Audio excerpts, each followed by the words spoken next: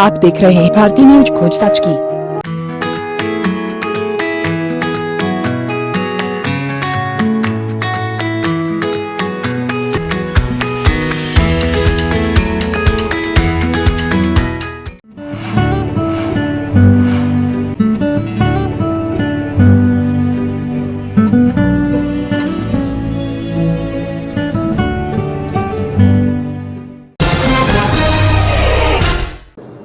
नमस्कार, भारतीय न्यूज में आपका स्वागत है। चलिए नजर डालते हैं आज दिन भर की खास खबरों पे। आज सुबह फंदे पर निर्भया के 4 दरिंदों को झूलते ही देश भर में खुशी की लहर दौड़ गई। देश भर की बेटियां आज खुलकर जश्न मनाती नजर आई। यही नहीं, निर्भया की मां ने इस दौरान जिस तरह से सफलता के साथ संघर्ष को अंजाम तक पहुंचाया, उनके इस संघर्ष के लिए हर कोई उनकी प्रशंसा कर रहे हैं। वहीं बिहार के भागलपुर जिले में भी एक स्वर्ण मिलकर इस ऐतिहासिक फैसले का स्वागत उत्साह के साथ किया गया। ये का कहना जो है यह सही है और एक तरह से निर्भया के साथ जो घटना हुआ, पूरा देश दहल उठा था, पूरी दिल्ली दहल उठी थी और 7 वर्ष 4 महीने समथिंग 7 दिन इस फैसले को आने में लगे। इस समय में उसकी माँ ने पेशेंसली इस लड़ाई को लड़ा और अंत में एक साथ, हमको लगता है कि भारत के इतिहास में पहली बार 4 व्यक्ति को एक साथ फांसी की सजा सुनाई गई है। यह निश्चय ही निर्भया की जीत है और यह सिर्फ निर्भया ही नहीं, पूरे देश के महिलाओं की जीत है। तो निश्चय ही इस दिन को न्याय दिवस के रूप में मनाया जा सकता है, क्योंकि लड़कियों के हित में एक बहुत बड़ा फैसला है।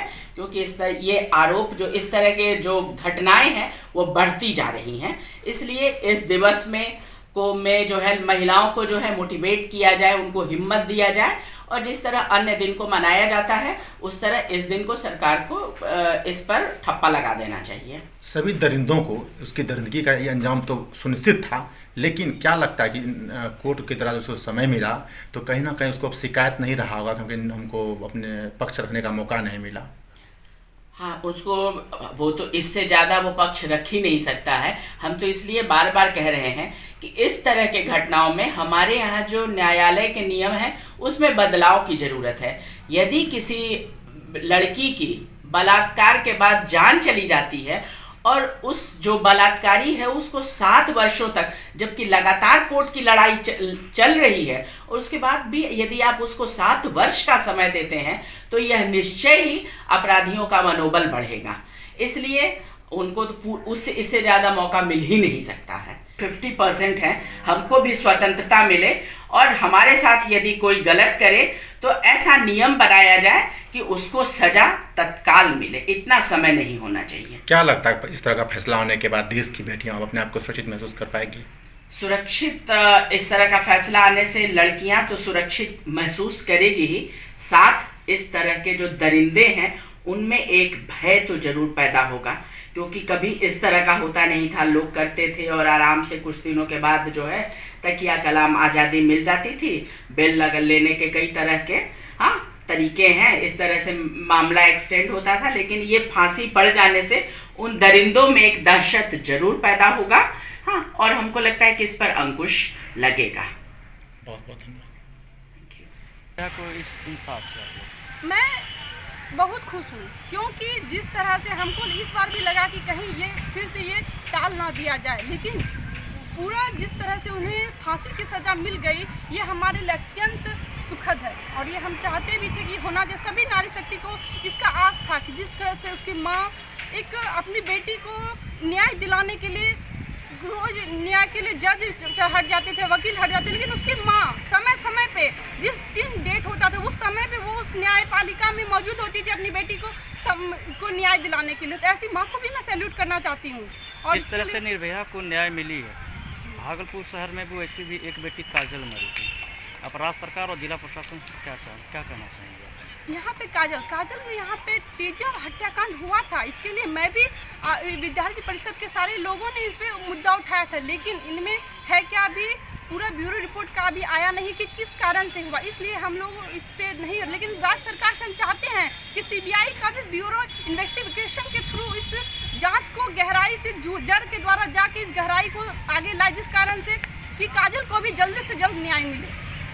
धन्यवाद। Tilka Manjhi, Bhagalpur university student union की कोषाध्यक्ष प्रियंका कुमारी। भारत माता की जय, जय नारी शक्ति।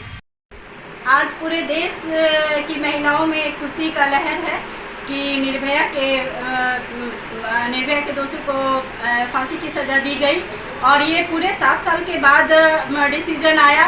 वरना जिस तरह से टल रहा था तो लग रहा था कि आज भी ये पोस्टपोन हो जाएगा, लेकिन आज बहुत अच्छा सब बेटियों के लिए बहुत खुशी की बात है कि आज इंसाफ हुआ। और सीमा कुशवाहा जी को मैं सैल्यूट करती हूँ कि इतने पेशेंसली, और निर्भया की माँ को भी बहुत सैल्यूट करती हूँ कि बहुत स्थिरता से और बहुत पेशेंसली अपनी बेटी को इंसाफ दिलाया। भागलपुर समाहरणालय स्टेडियम कार्यालय में कोरोना वायरस की बढ़ती समस्या एवं उनकी रोकथाम को लेकर डीएम प्रणब कुमार की अध्यक्षता में बैठक की गई। बैठक में नगर आयुक्त वंदना के लिए डीसी सुनील कुमार एवं मेडिकल विभाग के अधिकारी भी मौजूद रहे। बैठक का उद्देश्य आने वाली संकट से देश भर को सुरक्षित कर रखना। स्वाइन फ्लू एक हुआ, उसका क्या करना है? उसको भी 2 दिन में क्या होता है? तो कोई सिम्टम है जहाँ पे है वो उसके आसपास और घर में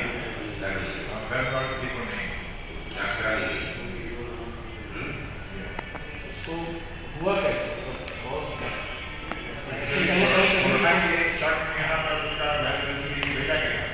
कोरोना नेगेटिव हो गया और कहीं ना कहीं इन्फेक्शन उसको लगा हुआ था। सुअर सर स्वाइन फ्लू से मरता नहीं, वो रिजल्ट वॉइड है, मतलब उसका ट्रांसमिटर उसकी मृत्यु नहीं होती है। और उसमें बेंगलोर को वायरोलॉजिकल टेस्ट होगा जो कि हम लोग भेजे ही हैं। तो उसका कोई सिम्टम है सुअर में? सुअर है सर, और नहीं है उसका नहीं है, उसके चलते तो ह्यूमन में तो कैरियर तो उसको तो आपको ट्रेस करना होगा। वैसे कैरियर को सिम्टम नहीं, कोरोना वायरस से बचाव को लेकर सरकार द्वारा जारी निर्देश को नहीं मानने वाले भागलपुर के मॉल संचालकों के खिलाफ नगर निगम के द्वारा शहर भर में रेड किया गया। न सिर्फ रेड किया गया बल्कि मॉल संचालकों को चेतावनी देते हुए आदेश भी दिया। भागलपुर अपर नगर आयुक्त की अध्यक्षता वाली टीम द्वारा पहले तो मॉल संचालकों को मानवता के नाते समझाया गया, वही नहीं मानने पर 3 महीने तक मॉल को सील करने का आदेश भी जारी। सरकार से समझेगी, आप मानवता के लिए, अपने लिए, राज्य के लिए, देश के लिए, विश्व के लिए दुकान बंद कर दें। सभी लोग प्रे कर रहे हैं, बंद करवा सकते हैं। हाँ, हमारा भी गिरवाइए।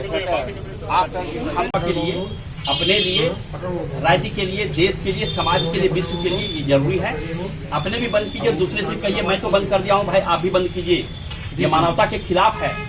क्योंकि देखिए दुकान में बेचना होता क्या है, एट ए टाइम बहुत आदमी आ रहे हैं, आप उस सबको नहीं देख रहे हैं किसके पर क्या है, तो इससे वायरस फैलने का डर है। सही बात है, हम बता रहे हैं, लोग भी इसके लिए मेरा निवेदन है आपसे और आदेश भी है, ठीक है।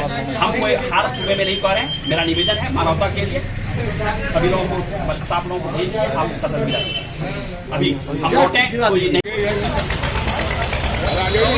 आप दुकान खुला रखिएगा, लेकिन एक कंडीशन है, लेकिन उस कंडीशन को फुलफिल कीजिएगा तब। आप पहले सैनिटाइजर मंगवा लीजिए, डिटॉल वगैरह का, हैंड वॉश वगैरह, जो भी ग्राहक आएगा वो हैंड वॉश पहले दीजिए, उसके बाद निकलने के बाद धोएगा। और यहाँ लाइडोल मिलता है, लाइडोल से डेली सैनिटाइज सब दुकान का। यदि नहीं पाई जाएगा सील होगा, 3 महीना नहीं खुलेगा।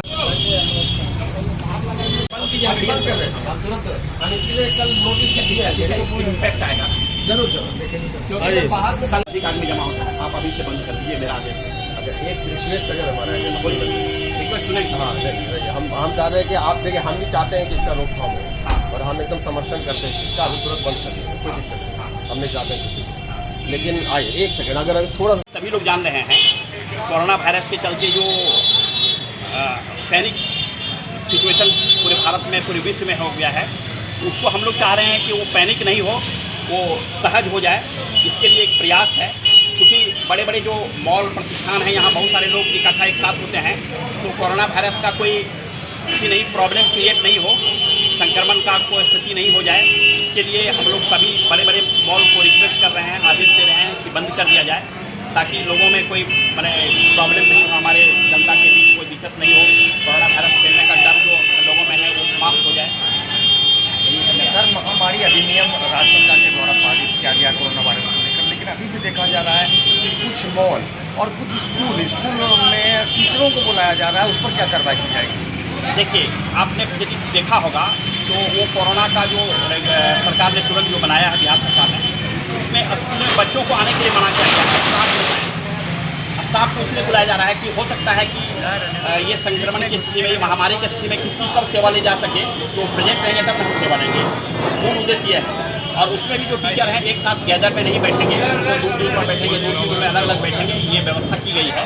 सरकार के द्वारा जो व्यवस्था की गई है वो काफ़ी सोच विचार से किया गया है। जो भी एडवाइजरी जारी किया गया है वो जनता के हित के लिए है, जनता की सुरक्षा के लिए।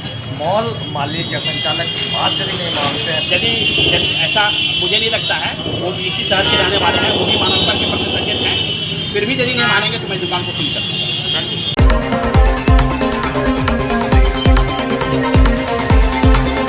आप देख रहे हैं भारतीय न्यूज खोज सच की।